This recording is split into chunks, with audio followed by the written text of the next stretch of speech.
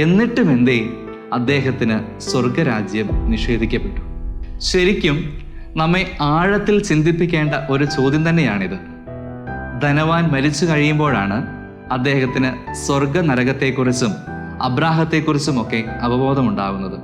അതായത് ആഴമായ ദൈവവിശ്വാസവും ദൈവസ്നേഹവുമില്ലാതെ ചെയ്ത നന്മകൾ സ്വർഗരാജ്യം നേടിത്തരില്ല.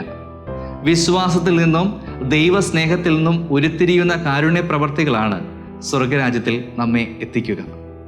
അതായത് ധനവാൻ ഭൂമിയിലായിരുന്നപ്പോൾ ദൈവത്തെക്കുറിച്ചും ദൈവവചനത്തെക്കുറിച്ചും മനസ്സിലാക്കുവാൻ എല്ലാ സാധ്യതകളും ഉണ്ടായിരുന്നിട്ടും അദ്ദേഹം അതിന് തുനിഞ്ഞില്ല എന്ന് വേണം കരുതാൻ. കാരണം ധനവാൻ അബ്രാഹത്തോട് അപേക്ഷിക്കുന്നുണ്ട്, ലാസറിനെ തൻ്റെ സഹോദരന്മാരുടെ അടുത്തേക്ക് അയക്കണമേ എന്ന്. അപ്പോൾ അബ്രഹാം പറയുന്ന മറുപടി വളരെ പ്രസക്തമാണ്. അവർക്ക് മോശയും പ്രവാചകന്മാരുമുണ്ടല്ലോ, അവരുടെ വാക്കു കേൾക്കട്ടെ.